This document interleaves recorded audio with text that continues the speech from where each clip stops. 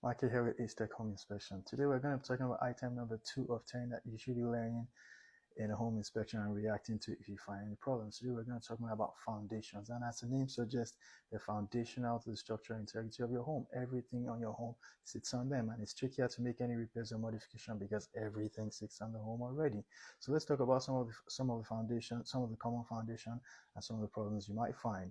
Stone foundation, one of my best foundation because stone doesn't react, stone just stays there, and that's part of the problem is keeping the aggregate together. So sometimes you might have to use cement to keep the stones together, or sometimes it's just tricky, or you just have to point to keep the stones together. It's just tricky to keep those stones together, and the aggregate might come loose. So the challenge with stones is keeping the aggregate together, and if they stay together, stones can last forever. So let's go to basement foundation. This one is more traditional, your traditional reinforced concrete. Concrete will usually present problems in the form of cracks. My rule of thumb for concrete foundation is the straighter and thinner the crack, the better. I don't like to see any type of diagonal or even horizontal. Horizontal is usually the bigger challenge because horizontal cracks might mean that the house is moving this way.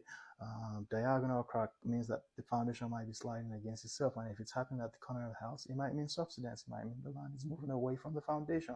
So let's go to your traditional slab. The traditional slab is typically also the reinforced concrete poured on the surface. Well, the ground has to be properly compacted.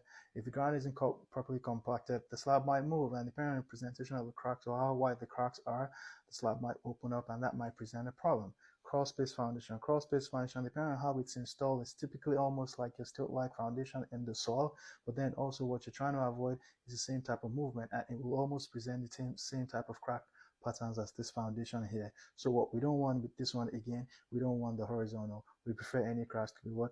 Vertical. And then what are we looking at here again? Para and beam. It's kind of the same thing. If it's on the surface, it pretty much presents the same type of symptoms with the crawl space. We don't want to see any type of cracks or movements side to side.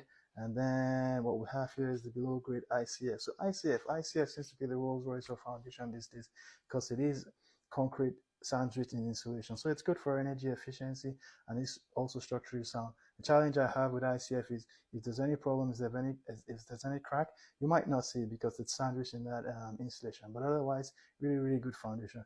And we have a good old friend here, wood. Wood foundation, as we know, wood doesn't like moisture, wood doesn't like water, wood decays.